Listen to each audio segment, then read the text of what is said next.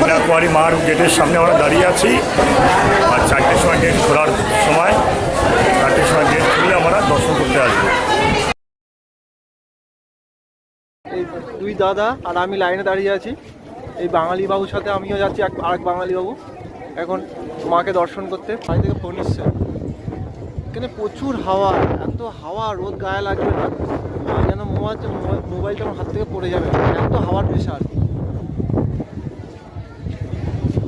মন্দিরের ভেতরে মনে হয় ছবি তোলা অনুমতি নেই, চেষ্টা করবো একটু আপনাদেরকে দেখানোর জন্য। খুব তাড়াতাড়ি লাইনে করছে। হ্যালো হ্যালো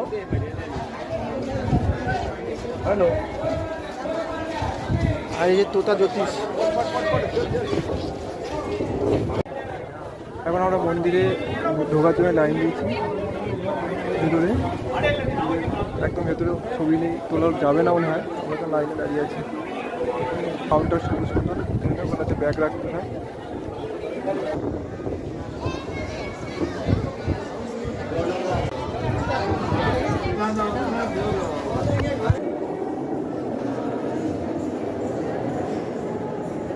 ছবি তোলা যাবে না।